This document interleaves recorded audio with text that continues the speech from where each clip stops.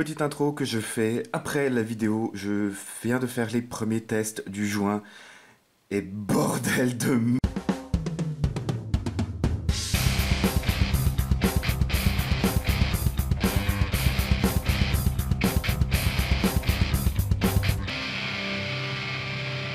Salut tout le monde et bienvenue aujourd'hui dans ce nouveau petit tuto vidéo démontage. Aujourd'hui je dois changer le joint au pop de mon snipe, donc de mon FNSPR, donc une copie mécanique VSR 10.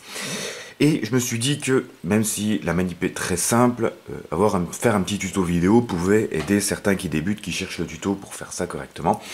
Donc je vais vous montrer ça. Donc à préciser que je démonte ici un FNSPR Cybergun et que la mécanique est de type VSR10. La manipulation, les outils peuvent être très légèrement différents selon si vous démontez par exemple un VSR10 Marui, un OL MB03, un Bar10 Jingong, un FNSPR. Il peut vous arriver d'avoir besoin d'une taille de clé différente, d'une taille de tournevis différente, mais globalement, tant que vous restez sur un bloc-up d'origine, je vais démonter ici le bloc-up d'origine, la manipulation devrait être globalement à 99% la même. Après, si vous commencez à toucher un bloc-up d'upgrade, ce sera différent et ce tuto ne sera pas adapté. Là, on va rester sur du bloc-up d'origine. Bref, donc on va tester aujourd'hui, on va monter ceci avec la petite bague. Donc on a un Maple Leaf, un joint type VSR10 Maple Leaf Autobot 70 degrés. Donc j'ai envie d'essayer ça parce que le 9 ball à 20 balles c'est gentil mais ça commence à faire un peu son temps.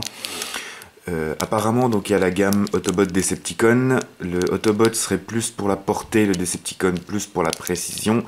Mais je voulais du 70 degrés. Le site n'avait plus le Decepticon en 70 degrés. Donc je me suis rabattu sur un Autobot qui, pour ma config, devrait déjà être amplement suffisant.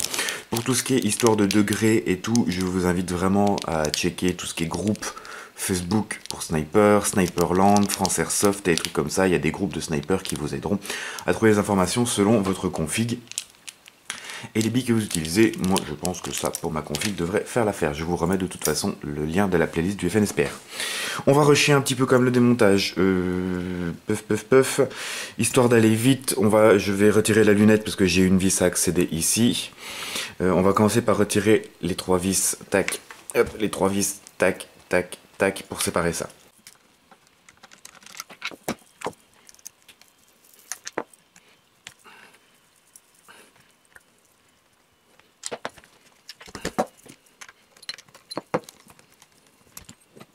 Voilà, une fois qu'on en est là, on sépare la partie crosse de la partie upper et canon. Attention, essayez toujours de garder à peu près la crosse dans le bon sens, donc orientée correctement. Tout ça pour éviter que les pièces en fait du bouton d'éjection du chargeur ne se fassent pas la malle. Voyez, les petites pièces qu'il y a ici à l'intérieur, juste là, si vous faites pas attention, elles peuvent sauter, elles sont un petit peu chiantes à remettre. Il y a un petit ressort qui tient tout en place, donc si vous pouvez éviter de les faire tomber, ce sera moins chiant au remontage. Ensuite, donc on est là, on enlève la vis ici, et on sépare en dévissant la partie upper receiver de la partie canon. À l'occasion, quand j'aurai des pièces à changer dans cette partie-là, je referai un tuto pour démonter ça.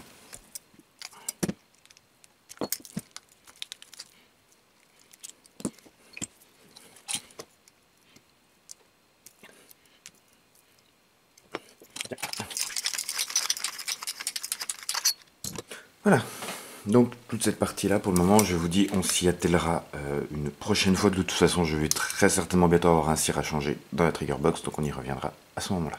Une fois qu'on est là, je vais juste mettre un petit peu de côté. De toute façon, je connais ce démontage par cœur, je sais quelle vis exactement va à quel endroit, donc tout va bien. Donc on va maintenant virer le bloc permettant de lier le tout à travers la crosse et tout. Donc on a deux vis à enlever, on enlève ça rapidement.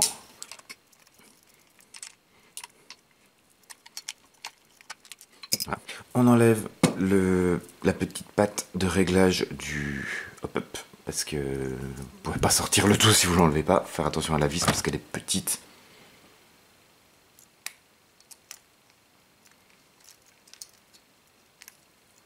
Voilà, vous voyez la vis est quand même assez petite. Donc ça, on met bien en évidence un petit peu plus loin. Et pensez, prévoyez éventuellement une petite boîte pour tout stocker. Les vis et tout, les pièces et tout. Ça, vous risquez pas d'en perdre un morceau et d'être guaqué au remontage. Et donc là, on va pouvoir pousser tranquillement. Hop, le canon. Hop. Vous allez pouvoir apprécier mes très jolis barrel spacers en scotch qui globalement font quand même leur effet, hein.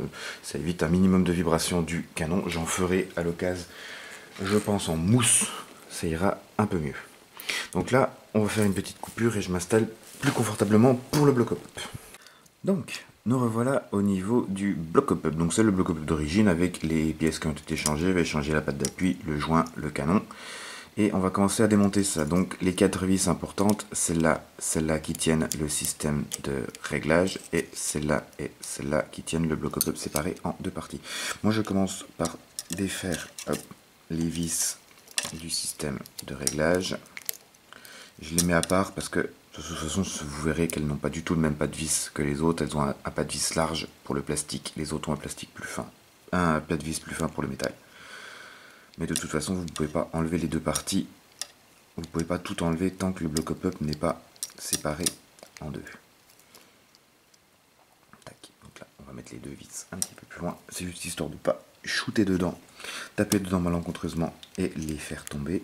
Et là, on va commencer à enlever les 2 qui séparent les moitiés du bloc-up. Moi, je le tiens toujours dans les mains, histoire qu'il reste solidarisé, même une fois les 2 vis retirées. Hop, une, vous voyez qu'elles n'ont pas du tout la même tête que celle du plastique. Voilà, donc pas tellement de risque de les mélanger. Normalement elles font à peu près la même taille les deux. Vous êtes... Zut. Vous êtes à peu près tranquille. Voilà. Enlever la deuxième.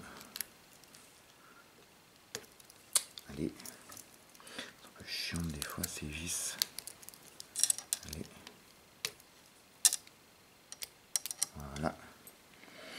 Et donc là, au niveau du FNSPR, je sais que c'était pas tout à fait pareil que le WLMB03 parce que vu que le bloc-up est écranté, il y a une toute petite pièce de plastique à ce niveau-là avec un tout petit ressort qui permet justement de faire le crantage, vous voyez, pile ici, à ce niveau-là. Après, si vous la perdez, vous pourrez toujours régler, mais il n'y aura plus le crantage et moi j'ai envie de garder ce crantage. Donc on va faire attention en ouvrant ça, hop, tac. Une partie qui s'en va, l'autre partie, hop, qui s'en va. On va essayer de maintenir un petit peu tout. Tac, on retire la moitié. Attention à cette petite pièce là qui empêche les billes de faire n'importe quoi. Tac. Donc c'est ici, je vous disais, vous voyez, hop, cette partie là que je vais récupérer. Hop, vous voyez qu'il y a une toute petite pièce là qui se balade avec un tout petit ressort. C'est ça qui permet de faire le crantage, donc éventuellement à essayer de ne pas perdre. Tac. Tac. Ça pareil, cette pièce là elle a un sens. Vous voyez qu'il y a un petit ergot d'à côté. Le petit ergot va en direction de la sortie, enfin de l'entrée des billes ici, ouais, dans ce sens là. Donc ma patte d'appui, je vais laisser dedans parce qu'elle ne me gêne pas, et mon canon avec mon joint. Donc, hop, je vais enlever ça. Hop. Je mets toujours un petit peu de téflon suite au conseil d'un collègue sniper qui m'a dit que pour l'étanchéité ça ne change rien au niveau de l'épaisseur et que ça rajoute toujours un poil d'étanchéité. Donc là j'avais testé avec un autre 9-ball violet suite à la mort de mon Ratek, mais celui-là pareil avait déjà servi et foutu. Hop, voilà. Et on va tester ce petit Autobot Maple Leaf qui m'a coûté, je sais plus, 9 euros. 9 euros sur Airsoft Entrepôt, je crois. Alors, donc à préciser que je crois que ce genre de joints sont réellement prévus pour des canons ouverts. Hein, voilà, comme ça. Donc si vous avez un canon qui est fermé, ça risque de coincer, il faut un canon ouvert. Puff. Donc, ouais, dans ce sens-là, tac. Voilà. Tout doucement, parce que ça vaut quand même cher.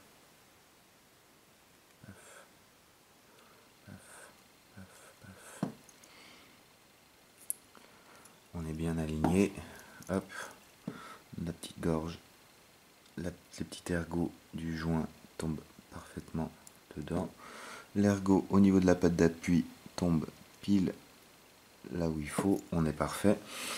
Et on va essayer quand même de mettre cette petite bague. Elle est pas, on précise qu'elle n'est pas obligatoire, mais je vais essayer quand même de la mettre. Elle doit apporter une meilleure étanchéité, je pense.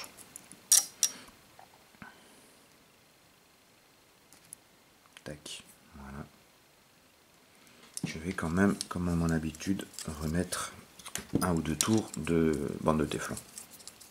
Voilà, juste 2 tours à ce niveau-là pour assurer une bonne étanchéité à ce niveau-là. Quand ce sera pris dans le bloc, ce sera pas plus mal. Donc, nous allons pouvoir tranquillement représenter tout ça au niveau du joint. Je refais juste le montage en partie du joint. C'est pour vous, ça pourra éventuellement vous aider. On va remettre cette partie-là qui va, hop, tac, comme ça. Tac, on va essayer de tout maintenir à peu près correctement. Hop, ça, bien appuyé, que ça gêne pas. Ça, hop, qui vient ici. Tac, merde, voilà, le petit truc qui était mal mis, hop. Donc là, on entend direct que le crantage est bien mis. On va essayer de caler le joint, voilà, dans son emplacement ici, parfait.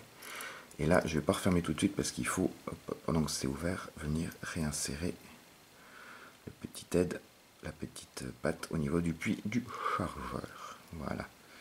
Tac. Et je vais commencer à serrer un petit peu et je vais le pousser pour qu'il se mette en place.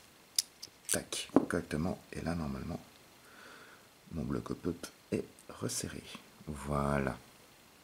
Et mon joint est très légèrement de travers. Voilà, on est bon. Donc là, je remets les vis. J'ai ça. J'ai mon cran. Je remets l'autre morceau. Je remets tout correctement. Je remets les vis. Voilà, mon bloc up est remonté. J'ai pas oublié de vis, tout est bon. Il vous sera bon à ce moment-là de guetter un petit peu à l'intérieur, de faire varier la patte d'appui du hop-up doucement, hein, parce qu'il est quand même neuf. Il y a les molons, on va lui faire un petit rodage. De vérifier au moins que l'effet est présent au niveau de la patte d'appui, au niveau de l'ergot à l'intérieur du joint, pour vous éviter un démontage, un remontage supplémentaire. Donc là, on est bon, je continue. Comme avant, il vous sera bon à ce niveau-là du remontage de vous arrêter pour essayer le tout. Donc vous pouvez armer, depuis ici, armer le snipe, insérer une bille par ici, refermer le bolt et effectuer quelques tirs au moins pour vérifier que tout fonctionne correctement, ce qui vous sauvera quelques étapes au niveau du démontage si besoin est. Et moi, je vais m'arrêter ici pour la vidéo. Je pense que vous n'avez pas besoin de moi pour remonter le tout dans la crosse, ça devrait aller parfaitement bien. Vous pouvez suivre les étapes dans un sens et dans l'autre pour procéder au montage et au démontage de votre bloc hop-up. Voilà. J'espère que cette vidéo pourra vous être utile. Si c'est le cas, n'hésitez pas à me le dire. Si vous avez des questions, n'hésitez pas à me les poser. Au niveau du Maple Leaf Autobot, je vais faire quelques tests. Je vais voir un peu ce qu'il donne. Et je vous en parlerai éventuellement sur ma page Facebook. Donc je vous invite vraiment à me suivre aussi sur Facebook. Tous les liens sont en description de la vidéo. Voilà. Comme toujours, merci encore une fois d'avoir regardé cette vidéo. N'hésitez pas à partager, à liker, à commenter et à vous abonner à ma chaîne si ce n'est pas déjà fait. Sur ce, je vous dis salut, airsoftez bien et à la prochaine.